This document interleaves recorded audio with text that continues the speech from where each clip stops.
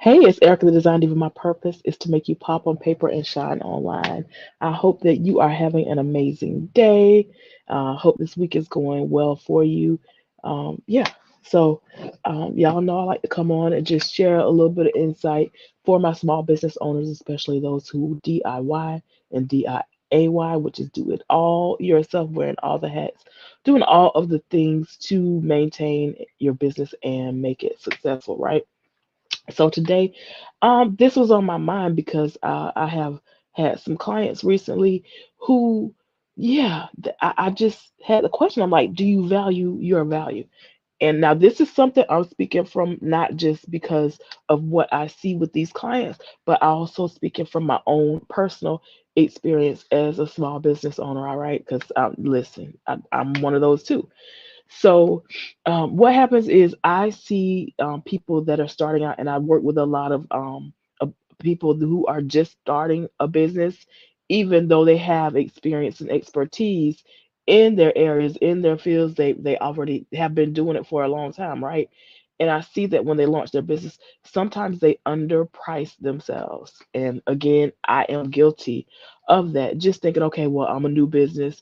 I can't charge, but a certain amount. I can only do so much, right? And I will tell y'all, like, listen, just one example of something that I personally did. When I would do, like when I first started out, and I would do like business cards for people and flyers, things like that, where they actually were getting something printed. I would look up what the print shop was going to cost, what their cost was to the print shop. And then I would just add like $10 or $15 onto it, y'all. So my profit was $10 or $15 for the work that I did because I was like, ooh, well, it's already going to be $55 for them to get there. I don't know what I just came up with that, but it's already going to be $55 for them to do it. So if I charge $50, that's going to be 105. Oh, they might not get it. And sometimes we have in our mind that we only want to we block ourselves, and we don't place our value we don't place our value as valuable as other things. I know that's a lot of saying that, it sounds like I'm talking in a circle, but I'm not. We look and I say, okay, the print shop is worth getting their money. They're valuable. But me, I have to bring mine down in order to quote unquote what you think is to appease the client. Now, one of the ways that you know that you're underpricing yourself is that when you tell people the price, and they go, oh, okay, and they're like, they got that happy tone because they thought you were going to charge more. And the thing is, they see the value that you bring. They know that you're about to bring them value, and they're like, oh, okay, that's all she's charging, or that's all he's. All right, cool. Let me. If they say, can I pay the whole thing up front when all you require is a deposit? Not all the time, but sometimes they say, you know what, let me pay that whole thing up front before you change your minds, before you realize that what you have is more valuable.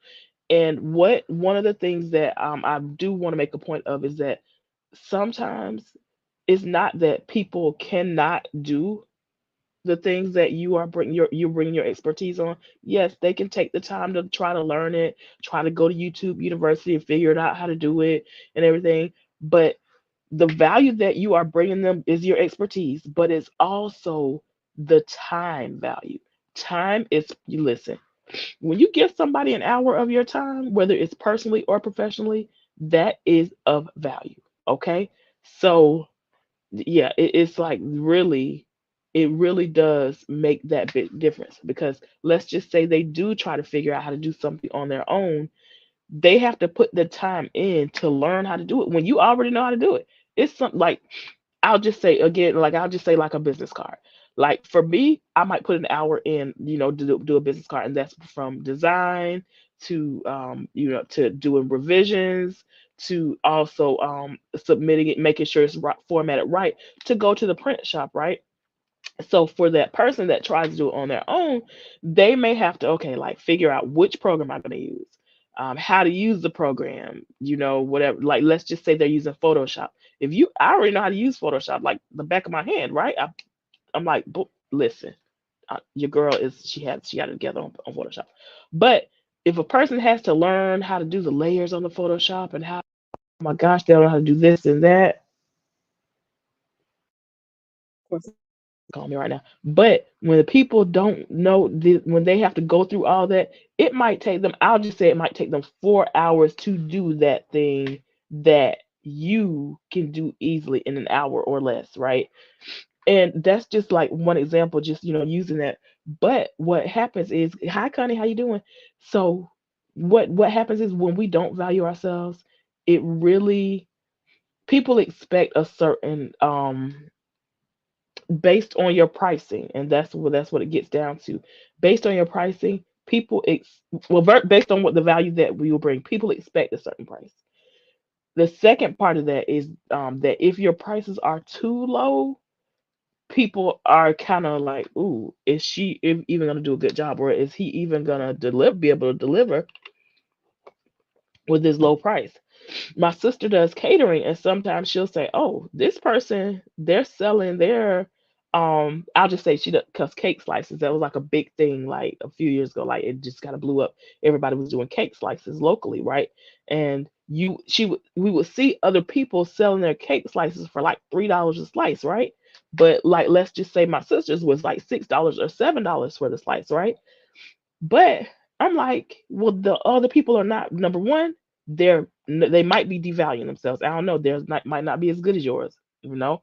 The second thing is that those people may not be doing what you do. They may not be putting in the work that you're putting in.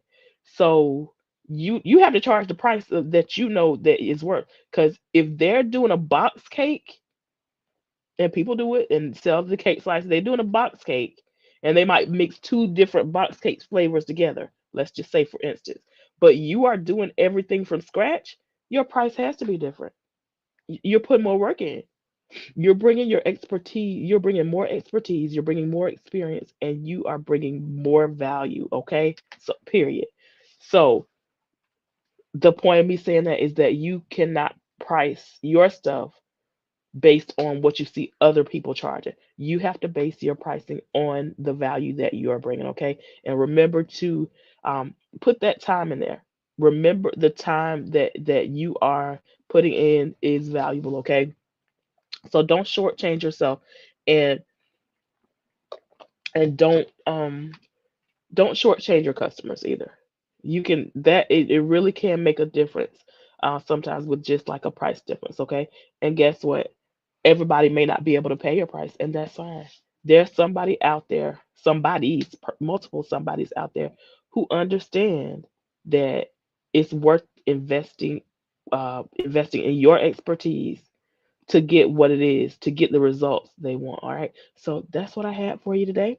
I hope you have an amazing rest of your day. Yay.